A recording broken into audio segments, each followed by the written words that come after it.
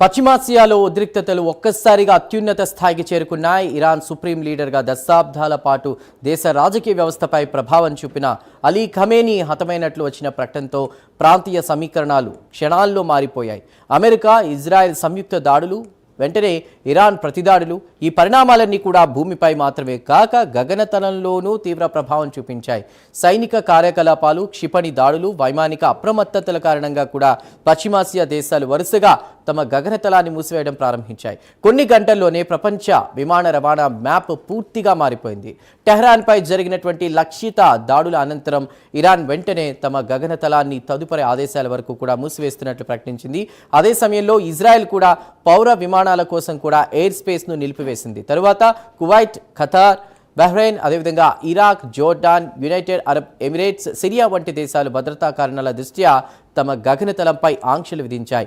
UAE పాక్షిక మూసివేతను ప్రకటించగా Qatar తాత్కాలికంగా Gulf గగనతలాన్ని మూసివేసింది. ఈ నిర్ణయాలతో పశ్చిమాసియా మీదుగా వెళ్లేటువంటి ప్రధాన అంతర్జాతీయ మార్గాలు ఒక్కసారిగా నిలిచిపోయాయి.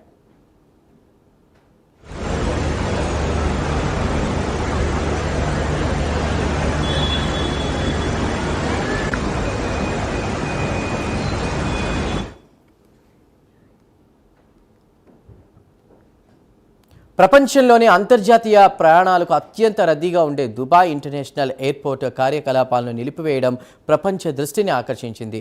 దుబాయ్తో పాటు గల్ఫ్ ప్రాంతాల్లో కీలక ట్రాన్సిట్ హబ్గా నిలిచేటువంటి హమాద్ ఇంటర్నేషనల్ ఎయిర్పోర్ట్ కూడా తీవ్ర అంతరాయాన్ని ఎదుర్కొంది. యూరప్ నుంచి ఆసియా, ఆఫ్రికా నుంచి అమెరికా మధ్య ప్రయాణించే లక్షలాది మంది ఈ హబ్లపై ఆధారపడుతుంటారు. అందువల్ల గగనతల మూసివేత ప్రభావం ప్రాంతానికి పరిమితం కాలేదు, గ్లోబల్ స్థాయికి వ్యాపించింది. విమాన ట్రాకింగ్ డేటా ప్రకారం పశ్చిమాసియా గగనతలంలో విమాన రాకపోకలు దాదాపు ఖాళీ అయ్యాయి. వందల సంఖ్యలో విమానాలు మార్గ మధ్యలోనే దారి మళ్లించబడ్డాయి. టెల్ అవీవ్, దుబాయ్ వంటి గమ్యస్థానాలకు వెళుతున్నటువంటి కనీసం 100కు పైగా విమానాలు ఎథెన్స్, ఇస్తాంబుల్, రోమ్ వంటి నగరాలకు మళ్లించబడ్డాయి. కొన్ని విమానాలు బయలుదేరిన నగరాలకే తిరిగి వెళ్లాల్సి వచ్చింది. ఒక ట్రాన్స్ అట్లాంటిక్ విమానం యూరప్ చేరు వరకు కూడా వెళ్లి తిరిగి అమెరికాకు మళ్లిన ఘటన గ్లోబల్ వైమానిక అంతరాయం తీవ్రతను చూపించింది.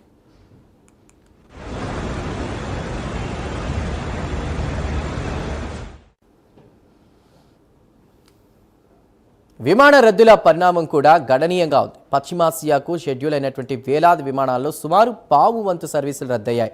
కొన్ని దేశాలకు వెళ్లేటువంటి సర్వీసుల్లో సగానికి పైగా విమానాలు నిలిచిపోయాయి. వేలాది మంది ప్రయాణికులు ఎయిర్పోర్ట్ టెర్మినల్లోనే చిక్కుకుపోయారు.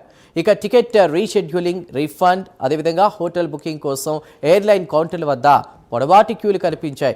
భారతీయ ప్రయాణికులపై కూడా ఈ పరిణామాలు తీవ్ర ప్రభావం చూపించాయి.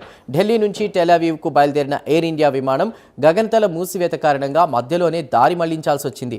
ఇండిగో, ఎయిర్ ఇండియా ఎక్స్ప్రెస్, ఆకాశ ఎయిర్ వంటి సంస్థలు పశ్చిమాసియా గమ్యస్థానాలకు సర్వీసులను తాత్కాలికంగా నిలిపివేశాయి. పశ్చిమాసియాలో ఉద్రిక్త పరిస్థితుల నేపథ్యంలో విమానయాన సంస్థలకు కేంద్రం కీలక సూచనలు చేసింది.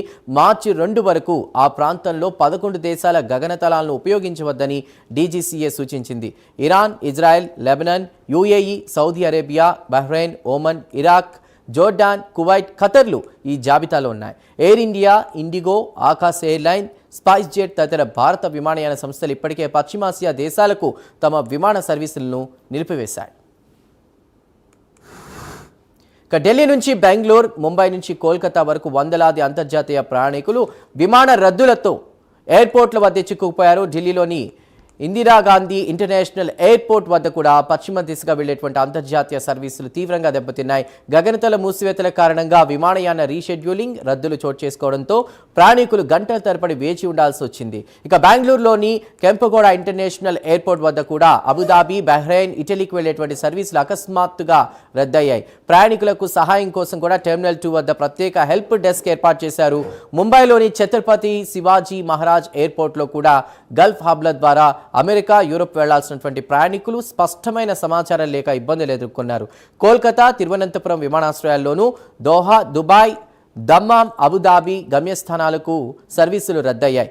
మధ్యప్రాచ్య హబ్లపై ఆధారపడే ప్రధాన ఎయిర్లైన్స్ కూడా సర్వీసులను తగ్గించాయి. ఎమిరేట్స్, ఖతర్ ఎయిర్వేస్ వంటి సంస్థలు రోజుకు దాదాపు 1,00,000కు చేరువలో ప్రయాణికులను గమ్యస్థానాలకు చేరవేస్తూ ఉంటాయి. అయితే ఆ సర్వీసులు నిలిచిపోవడంతో తక్షణ ప్రభావం ప్రపంచవ్యాప్తంగా కనిపించింది. యూరప్ నుంచి ఆసియాకు వెళ్లేటువంటి విమానాలు సౌదీ అరేబియా దక్షిణ దిశగా తిరుగుతూ పొడవాటి మార్గాలను ఎంచుకోవాల్సి వచ్చింది. దీనివల్ల ప్రయాణ సమయం గంటల కొద్దీ పెరిగింది. అదనపు ఇంధన వినియోగం ఖర్చులు పెంచుతోంది. దీర్ఘకాలికంగా చూస్తే టికెట్ ధరలు పెరిగే అవకాశం ఉందని పరిశ్రమ విశ్లేషకులు హెచ్చరిస్తున్నారు. ఇక అంతర్జాతీయ భద్రతా సంస్థలు ఎయిర్లైన్స్ కు ప్రభావిత గగనతలాన్ని పూర్తిగా నివారించాలని సూచించాయి. ఇక కొన్ని దేశాలు దీనిలో భాగంగా కూడా గగనతలాన్ని తిరిగి తెరవచ్చని, అయితే అది సైనిక కార్యకలాపాల స్థాయిపై ఆధారపడి ఉంటుందని వైమానిక నిపుణులు అంచనా వేస్తున్నారు. యుద్ధ చర్యలు ఎంతకాలం కొనసాగుతాయో స్పష్టత లేకపోవడంతో విమానయాన రంగంలో అనిశ్చితి నెలకొంది.